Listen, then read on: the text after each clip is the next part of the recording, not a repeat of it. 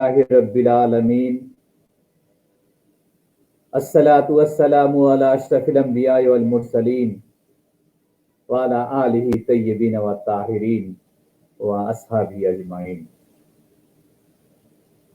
Piece TV বিশ্বজুড়ে বাংলা অনুষ্ঠানের ফেরার আলোর 14তম পর্বে আপনাদেরকে আমি স্বাগত জানাচ্ছি। আজকের মহানবী সাল্লাল্লাহু আলাইহি সাল্লামের পবিত্র জীবন থেকে যে আমরা আলোকপাত করেছি, আলোচনা করছিলাম, আজকের বিষয় হলো মহানবী সাল্লাল্লাহু আলাইহি ওয়াসাল্লাম কর্তৃক ভাতৃবন্ধন। আমরা ইতিপূর্বে আলোচনা করেছি রাসূল পাক সাল্লাল্লাহু আলাইহি সাল্লামের পবিত্র হিজরত সম্পর্কে। আমরা বলেছিলাম যে মহানবী সাল্লাল্লাহু আলাইহি সাল্লাম যখন হিজরত করেন, তার বিছানার মধ্যে আসাদুল্লাহিল গালিব হযরত আলী মুর্তজা কারামাল্লাহু ওয়াজহুকে শুইয়ে গিয়েছিলেন। কাফের মুশরিকরা আবু লাহাব, আবু তালেব, আবু সুফিয়ানকে বিশ্বাস করত না। তারা বিশ্বাস করত আল আমিন আস সাদিক মহানবী সাল্লাল্লাহু আলাইহি সাল্লামকে। যদিও তারা ঈমান আনেনি, কিন্তু তাদের গচ্ছিত সম্পদ মহানবী সাল্লাল্লাহু আলাইহি সাল্লামের কাছে গচ্ছিত রাখত।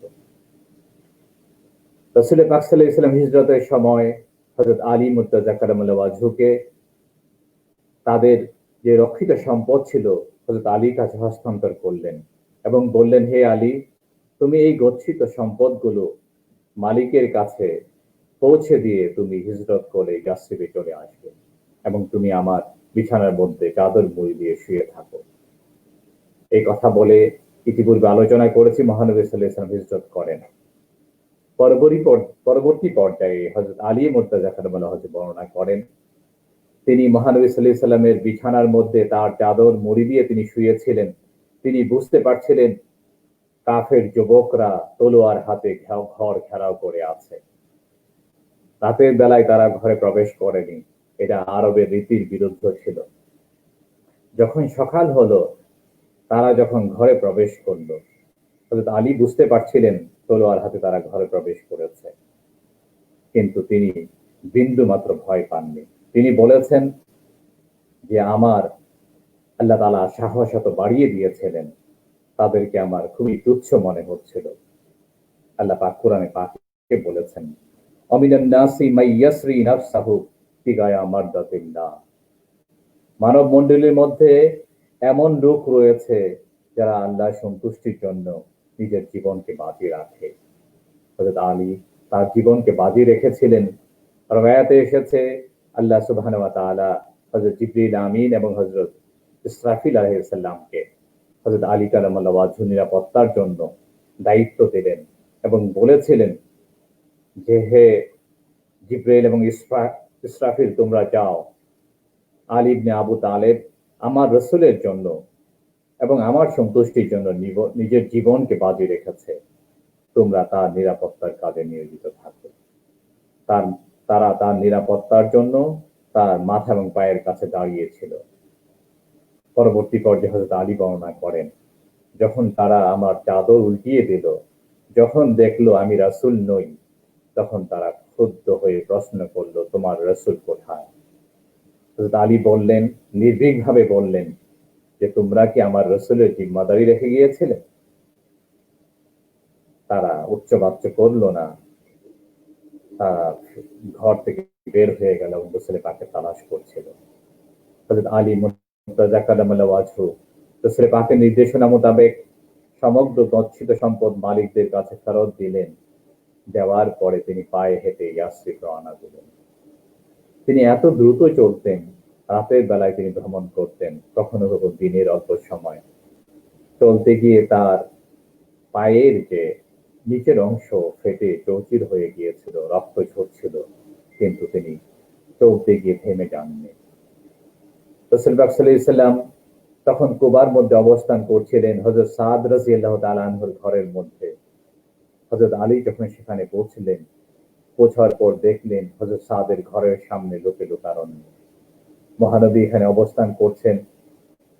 যখন হযরত আলী কারামাল্লাহু ওয়াজহু সেখানে পৌঁছলেন, রাসূল পাক সাল্লাল্লাহু আলাইহি সাল্লাম দেখলেন যে হযরত আলীর পা থেকে রক্ত ঝরছে এবং তিনি হযরত আলীকে জড়িয়ে ধরলেন। তিনি অশ্রুসক্ত হযরত আলী মুর্তজা কারামাল্লাহু ওয়াজহু রাসূল পাককে জড়িয়ে ধরে তার পবিত্র হাতের মধ্যে চুমু খেলেন এবং জড়িয়ে ধরে ফুঁপিয়ে ফুঁপিয়ে কাঁদছিলেন। রাসূল পাক সাল্লাল্লাহু আলাইহি ওয়াসাল্লাম আদর করে হযরত আলীকে কাছে বসালেন এবং তার পা থেকে যে রক্ত ঝরছিল সেখানে তিনি নিজের পবিত্র থুতু মলমের মতো রক্তের ফোয়ারার মধ্যে, রক্ত প্রবাহিত রক্তের মধ্যে তিনি লাগিয়ে দিলেন।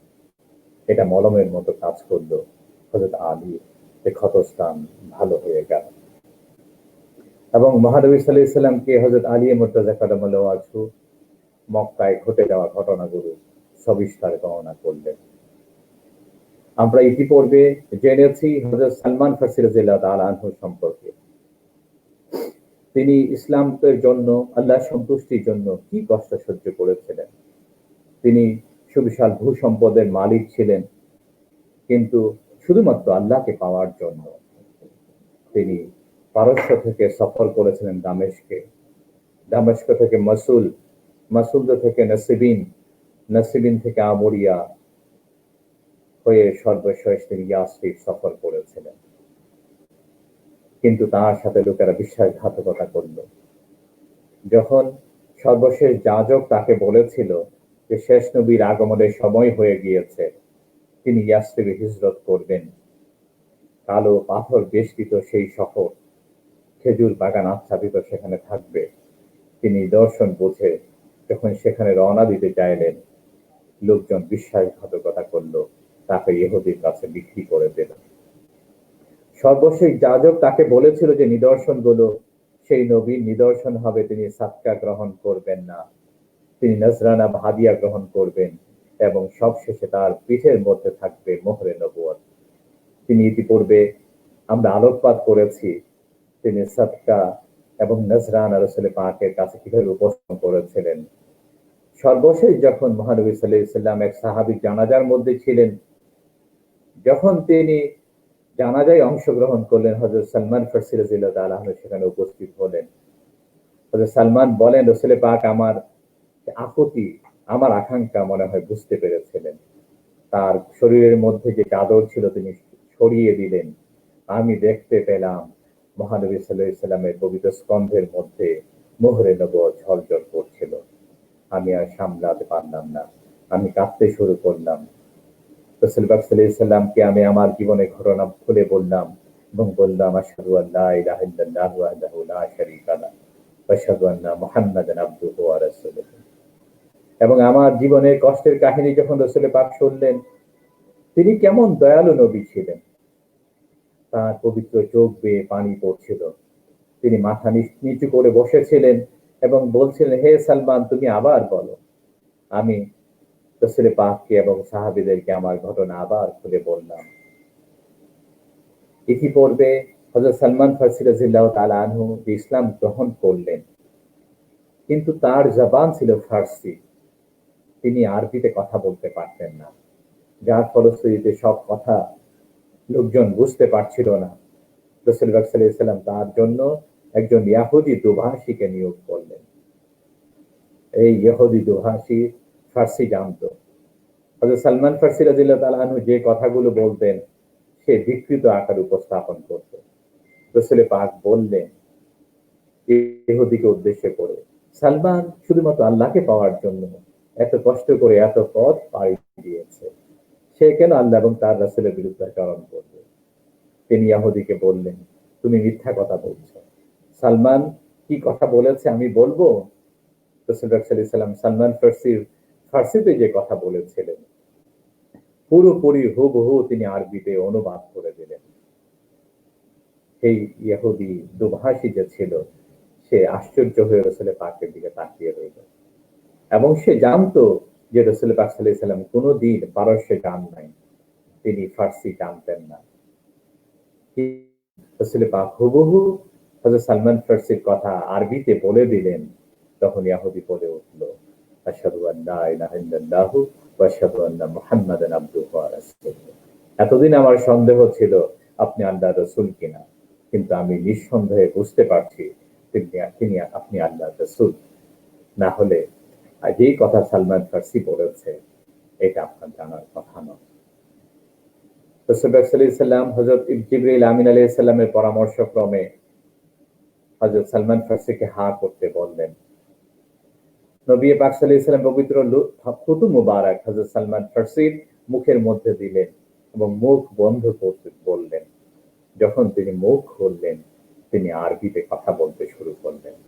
এইটাই ছিল নবী রাসূল পাক সাল্লাল্লাহু আলাইহি সাল্লামের পবিত্রতা এবং পবিত্র থুতুর বরকতেই তার জবান আরবিতে ফার্সির পাশাপাশি তিনি আরবিতে কথা বলতে শুরু করেছিলেন।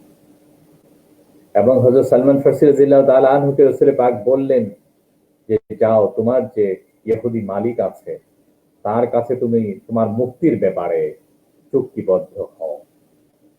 ওই ইহুদি যার তিনি কৃতদাস ছিলেন, সে এত নিষ্ঠুর প্রকৃতির ছিল, তার মুক্তির জন্য কঠিন শর্ত আরোপ করল। প্রথম শর্ত ছিল ৩০০ খেজুর গাছ, জীবন্ত খেজুর গাছ থাকতে হবে, তাকে সালমান ফার্সিকে তৈরি করে দিতে হবে। আর দ্বিতীয় শর্ত ছিল ৪০টি রৌপ্য মুদ্রা দিতে হবে। অ্যাপারেন্টলি এটা অসম্ভব ব্যাপার ছিল হযরত সালমান ফার্সির জন্য। কিন্তু রাসূল সাল্লাল্লাহু আলাইহি ওয়াসাল্লাম বললেন, সাহাবীদেরকে উদ্দেশ্য করে, যাও তোমরা তোমার সেই পারস্যের ভাইকে সহযোগিতা করো। সবাই মিলেমিশে ৩০০ গর্ত করলেন এবং রাসূল সাল্লাল্লাহু আলাইহি ওয়াসাল্লাম বললেন, গর্ত শেষ হওয়ার পরে আমাকে খবর দেবে এবং চারা সংগ্রহ করো। রাসূল সাল্লাল্লাহু আলাইহি ওয়াসাল্লাম নিজ হাতে ৩০০ চারা রোপণ করলেন। দেখা যেত খেজুরের ছোট চারা রোপণ করার পর অধিকাংশ চারা মরে যেত, কিন্তু খোদ আল্লাহর রাসূল এই চারাগুলো রোপণ করলেন, একটা চারা গাছ মারা গেল না। প্রথম শর্ত যখন পূরণ হলো, একদা রাসূল সাল্লাল্লাহু আলাইহি ওয়াসাল্লাম হযরত সালমান ফার্সির খোঁজ করলেন। তিনি দ্রুত রাসূল পাকের সামনে আসলেন। নবী পাক সাল্লাল্লাহু আলাইহি ওয়াসাল্লাম তাকে একটি ছোট স্বর্ণের খণ্ড দিলেন। দ্বীপের মতো সেই ছোট খণ্ড ছিল। বললেন যে, যাও তোমার যে ৪০টি রৌপ্য মুদ্রা আছে, পাওনা আছে, এটা এই ঋণ তুমি পরিশোধ করো। তিনি বললেন, ইয়া রাসূলুল্লাহ, এত ছোট স্বর্ণের খণ্ড দিয়ে কিভাবে এটা পূরণ হবে? রাসূল সাল্লাল্লাহু আলাইহি ওয়াসাল্লাম তার পবিত্র থুতু মোবারক এই স্বর্ণের খণ্ডের মধ্যে লাগিয়ে দিলেন এবং বললেন যে, যাও এর মাধ্যমে আল্লাহ তোমার ঋণ পরিশোধ করে দেবেন। পরবর্তীতে ওজন করা হলো। হযরত সালমান ফার্সি রাদিয়াল্লাহু তাআলা আনহু বলেন, কসম সেই মহান সত্তার যার হাতে সালমান ফার্সির প্রাণ, আমি যখন এর মূল্যমান নির্ধারণ করলাম, দেখতে পেলাম ৪০টা রূপার খণ্ডের যে দাম হুবহু ওই স্বর্ণের দামের সমান হয়ে গিয়েছিল। এইভাবে ঋণ পরিশোধের মাধ্যমে চুক্তি মোতাবেক হযরত সালমান ফার্সি রাদিয়াল্লাহু তাআলা আনহু মুক্ত হলেন এবং ইসলামের জন্য তার যে অবদান ছিল এবং তিনি অতি উচ্চ স্তরের একজন সাহাবীতে তিনি পরিণত হয়েছিলেন। রাসূল পাক সাল্লাল্লাহু আলাইহি ওয়াসাল্লাম তার উপরে এতটাই সন্তুষ্ট ছিলেন, তিনি বলেছিলেন, সালমান আমার পরিবারেরই একজন। এবং হযরত আলী মুর্তজা কাদামাল্লাহু ওয়াজহুকে তিনি বললেন যে, তুমি সালমান ফার্সির জন্য একটা নিরাপত্তা পত্র লেখো।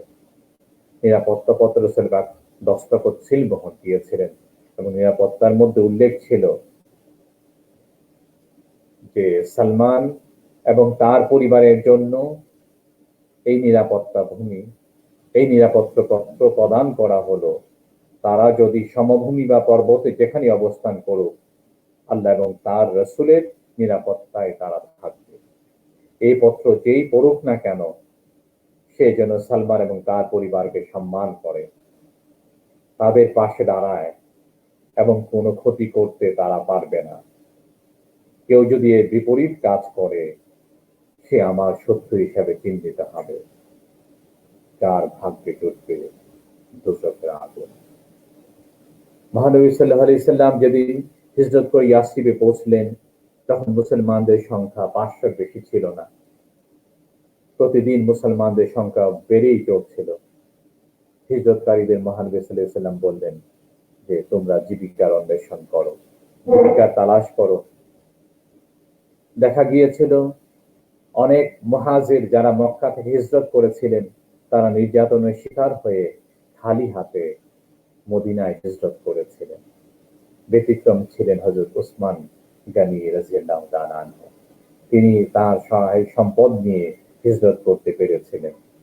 এবং তিনি এক ইহুদির কাছ থেকে 4000 দিনার দিয়ে রায়নার সব ঝর্ণা তিনি কিনে নিয়েছিলেন এবং মহানবী সাল্লাল্লাহু আলাইহি সাল্লামের নির্দেশে হিজরতকারীদের উপর এই ঝর্ণার দায়িত্ব তিনি অর্পণ করেছিলেন। পরবর্তী পর্যায়ে হিজরতকারীদের সহযোগিতায় হযরত ওসমান রাদিয়াল্লাহু তাআলা আনহুর সহায় সম্পদ এত পরিমাণ বেড়ে গিয়েছিল যে তাবুক অভিযানের সময় মুসলিম সৈন্যবাহিনীর সব খরচ তিনি বহন করেছিলেন এবং মহানবী সাল্লাল্লাহু আলাইহি সাল্লাম মসজিদে নববী নির্মাণ করলেন। কিছু জায়গা ছিল দুইজন কিশোর ইয়াতিমের, তারা রাসূল পাক সাল্লাল্লাহু আলাইহি সাল্লামকে মসজিদে নববীর জন্য বিনা পয়সা দিতে চাইল, কিন্তু মহানবী এই ইয়াতিমদেরকে যা মূল্য ছিল তার চেয়ে অধিক মূল্য দিয়ে তাদের কাছে ক্রয় করে নিলেন এবং মসজিদে নববীকে তিনি নির্মাণ করলেন। নির্মাণ করতে গিয়ে দেখা গেল কাঁচা ইট দিয়ে নির্মাণ করা হচ্ছিল এবং খেজুর পাতার ছাউনি ছিল সেই মসজিদের মধ্যে। হযরত আম্মার বিন ইয়াসির রাদিয়াল্লাহু তাআলা আনহু তিনি কাঁচা ইট বহন করে আনছিলেন। তার মা ছিলেন হযরত সুমাইয়া রাদিয়াল্লাহু তাআলা আনহা এবং বাবা ছিলেন হযরত ইয়াসির রাদিয়াল্লাহু তাআলা আনহু, যারা ইসলামের জন্য শহীদ হয়েছিলেন। তারা ইসলামের প্রথম শহীদ ছিলেন হযরত সুমাইয়া। আবু জাহেল সে নিকৃষ্ট, সে মুশরিক ছিল, সে কঠিন অত্যাচার করে হযরত সুমাইয়াকে হত্যা করেছিল, শহীদ করেছিল। তারই সন্তান হযরত আম্মার বিন ইয়াসির রাদিয়াল্লাহু তাআলা আনহু যখন মসজিদে নববী নির্মিত হচ্ছিল, তিনি কাঁচা ইট বহন করে আনছিলেন। তিনি ছিলেন যুবক, তার উপরে এক একজন একটা করে ইট আনছিল, কিন্তু তাকে একাধিক কাঁচা ইট চাপিয়ে দেওয়া হলো বহন করার জন্য। তিনি অনেক কষ্টে নিয়ে আসতেন এবং রাসূল পাকের কাছে সামনে এসে বললেন, ইয়া রাসূলুল্লাহ, আমার উপরে একাধিক ইট চাপিয়ে দেওয়া হয়েছে, আমি যেন এর ভারে দম বন্ধ হয়ে মারা যাচ্ছি। তিনি ছিলেন আল্লাহর রাসূল। আমরা মুসলমানরা রাসূল পাক সম্পর্কে যথাযথ অনেকেই সম্মান প্রদর্শন করতে ব্যর্থ হই। রাসূল পাক তাৎক্ষণিক কি জবাব দিয়েছিলেন? তিনি বললেন, হে আম্মার, তুমি এখন মারা যাবে না। তুমি একদল বিদ্রোহীর হাতে, তুমি বাঘের হাতে শহীদ হবে। তোমার শেষ খাবার হবে দুধ। তুমি আহ্বান করবে জান্নাতের দিকে এবং তোমার শত্রুর আহ্বান করবে জাহান্নামের দিকে। তাৎক্ষণিকভাবে কত বছর পরের ঘটনা, প্রায় 30 বছর পরের ঘটনা তিনি বলে দিয়েছিলেন এবং তাই ঘটেছিল। তিনি হযরত আলী মুর্তজা কাদামাল্লাহ হযরত পক্ষে জঙ্গে সিফিনের মধ্যে, সিফিনের যুদ্ধের মধ্যে তিনি অংশগ্রহণ করে শহীদ হয়েছিলেন। হযরত রাসূল করিম সাল্লাল্লাহু আলাইহি ওয়াসাল্লাম হযরত আলী মুর্তজা কাদামাল্লাহ ওয়াজহুর ব্যাপারে বলেছেন, আলিউ মাল হাক্কি ওয়াল হাক্কু মাল আলী। আলী সত্যের পক্ষে থাকবে এবং সত্য আলীর পথে চলবে, অর্থাৎ হযরত আলী যেদিকে যাবেন সেদিকেই সত্য যাবে। এর মাধ্যমে রাসূল পাক সাল্লাল্লাহু আলাইহি সাল্লামকে আমরা বলতে দেখেছি। আমরা এই হাদিস শরীফ থেকে জানলাম, রাসূল পাকের কথার উপরে যদি ঈমানের কোনো সামান্যতম আমাদের ঈমানের দুর্বলতা থাকে, তার কথার উপরে বিশ্বাসযোগ্যতার ব্যাপারে আমাদের কিন্তু ঈমান ক্ষতিগ্রস্ত হবে। তিনি হযরত আলী মুর্তজা কারামাল্লাহু ওয়াজহুকে সত্যের মানদণ্ড নির্ধারণ করেছেন। বলেছেন, আলী যেদিকে যাবে সেদিকেই সত্য যাবে, সত্যই হচ্ছে আলী, আলীই হচ্ছে। কাজী হযরত আলীর সাথে যারা বন্ধুত্বপূর্ণ আচরণ করবে তারাই হবে সত্যের পথে। অনেক হয়তো সাময়িকভাবে ভুল বোঝাবুঝি হয়েছিল, কিন্তু আজীবন কেউ আলীর সাথে শত্রুতা করেন নাই। যারা আজীবন আর হযরত আলীর সাথে শত্রুতা করেছেন তারা নিঃসন্দেহে তারা হক থেকে বিস্মিত হয়ে গিয়েছিলেন। যে কথা বলছিলাম, রাসূল পাক সাল্লাল্লাহু আলাইহি সাল্লাম হযরত আলী মুর্তজা কারামাল্লাহু ওয়াজহুর শান সম্পর্কে এভাবেই আমাদেরকে সতর্ক করে দিয়েছেন। একদিন মহানবী সাল্লাল্লাহু আলাইহি সাল্লাম মসজিদের মধ্যে ঘোষণা করলেন যে ওই দিন মাগরিবের সময় সমস্ত সাহাবীরা যেন একত্রিত হয়। সব সাহাবীরা সমবেত হলেন। মহানবী সাল্লাল্লাহু আলাইহি সাল্লাম তাদের সামনে বক্তব্য রাখলেন। ইসলামের যে সৌন্দর্য, তাদের হক পথ কোনটা, সত্য ভালো মন্দের নির্দেশনা তিনি দিলেন এবং আত্মিক উন্নয়নের জন্য তাদের করণীয় সম্পর্কে দিক নির্দেশনা দিলেন এবং সর্বশেষ যে কথাটা বললেন, তিনি আনসারদেরকে বললেন, হে আনসারগণ, তোমরা যখন আকাবায় আমার হাতে বায়াত নিয়েছিলে, তখন আমার কাছে এই মর্মে তোমরা বায়াত গ্রহণ করেছিলে, তোমরা জান এবং মাল দিয়ে আল্লাহ এবং আল্লাহ রসুলকে, তোমরা জান মাল আল্লাহ এবং আল্লাহ রসুলের জন্য উৎসর্গ করবে। ইসলামের ভিত্তি হচ্ছে ভ্রাতৃত্ববোধ। আমি আজ ঘোষণা দিচ্ছি, হিজরতকারী এবং আনসারগণ পরস্পর ভাই। এই ভ্রাতৃত্ব জান্নাতে সংরক্ষিত। এখন এই জমায়েত থেকে তোমরা তোমাদের ভাইদের পছন্দ করে নাও। উপস্থিত সকলের মধ্যে ঘোষণা বিশাল আলোড়ন সৃষ্টি করলো।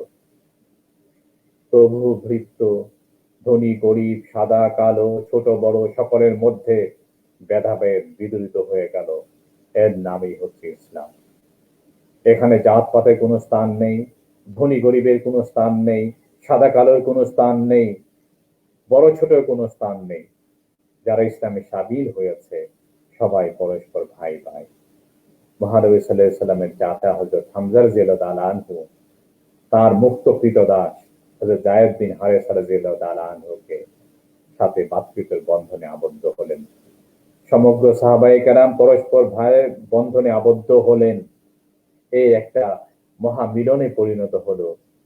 এমন হয়েছিল, হিজরতকারীগণকে আনসারগণ তাদের সম্পত্তির পর্যন্ত অংশীদার করে দিয়েছিলেন। মহানবী সাল্লাল্লাহু আলাইহি সাল্লাম এই ভিড়ের মধ্য থেকে হযরত আলীকে ডেকে নিলেন, কারণ সবাই পরস্পর ভ্রাতৃত্বের বন্ধনে ইতিমধ্যে আবদ্ধ হয়ে গিয়েছিল। ভিড়ের মধ্য থেকে হযরত আলীকে কাছে টানলেন, ডেকে তিনি বললেন যে আজ হতে আলী ইবনে আবু তালেব হচ্ছে আমার ভাই। হে আলী, হযরত মুসার সাথে হযরত হারুনের যে সম্পর্ক, তোমার সাথে আমার সেই সম্পর্ক, কিন্তু আমার পরে কোন নবী আসবে না। এভাবে হযরত আলী মুর্তজা কারামাল্লাহু ওয়াজহুকে রাসূল পাক সাল্লাল্লাহু আলাইহি সাল্লাম তার ভাই হিসাবে ভ্রাতৃত্ব বন্ধনে আবদ্ধ করে দিলেন। হযরত আল্লামা ইকবাল রাহমাতুল্লাহ আলাইহি তিনি তার কবিতার মধ্যে সুবিখ্যাত কবিতা যে এক সফেদ মে খাড়ে হয়ে সুলতান মাহমুদ ও আয়াজ, না কুই বান্দা রাহা না কুই বান্দা নয়।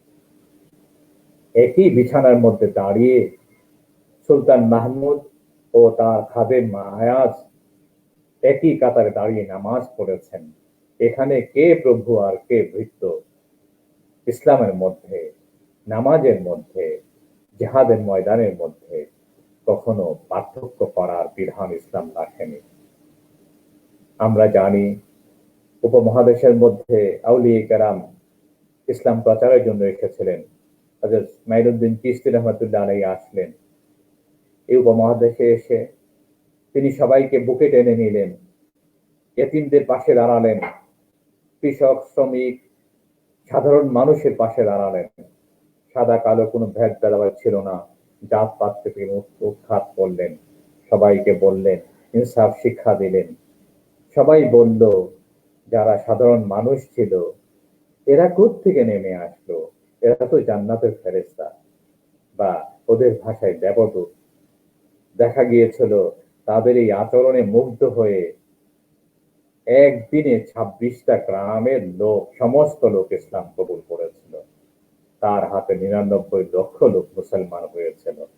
এটাই হচ্ছে ইসলাম, যারা পরস্পরকে আলোড়িত করে এবং সবার মধ্যে ভ্রাতৃত্বের বন্ধনে আবদ্ধ করে। আমরা যদি নিজেদেরকে মুসলমান দাবি করি, তাহলে আমাদেরকে অন্য মুসলমানের দুঃখে দুঃখী হতে হবে, তাদের সাথে ইনসাফপূর্ণ আচরণ করতে হবে, প্রতিবেশীর হক আদায় করতে হবে, মা বাবার খেদমত করতে হবে, আত্মীয় স্বজনের বন্ধনকে রক্ষা করতে হবে, কারো প্রতি কোনো জুলুম করা যাবে না, ইনসাফ ভিত্তিক ব্যবসা বাণিজ্য চাকরি বাকরি করতে হবে। উঁচু নিচুর মধ্যে কেউ বড় চাকরি করছে, কেউ ছোট চাকরি করছে, এই জন্য কাউকে ছোট করা যাবে না। এবং ইসলাম মানুষের যে হক দিয়েছে, অধিকার দিয়েছে, এই অধিকার সম্পর্কে আমাদেরকে সচেতন থাকতে হবে। মুসলমান হিসাবে এইগুলোকে আমাদেরকে অবশ্যই পালন করতে হবে।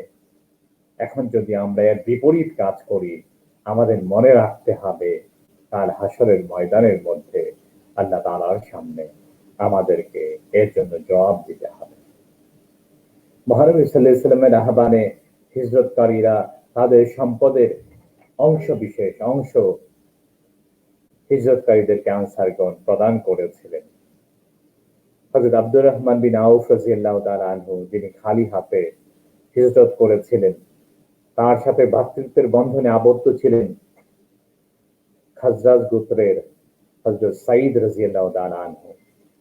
তিনি তার সম্পদের অংশ হযরত আব্দুর রহমানকে দিতে চাইলেন, কিন্তু তিনি অস্বীকার করে বললেন, আমাকে বাজারের পথ শুধু চিনিয়ে দেন, আমি পাথরের নিচ থেকে সম্পদ খুঁজে নেব।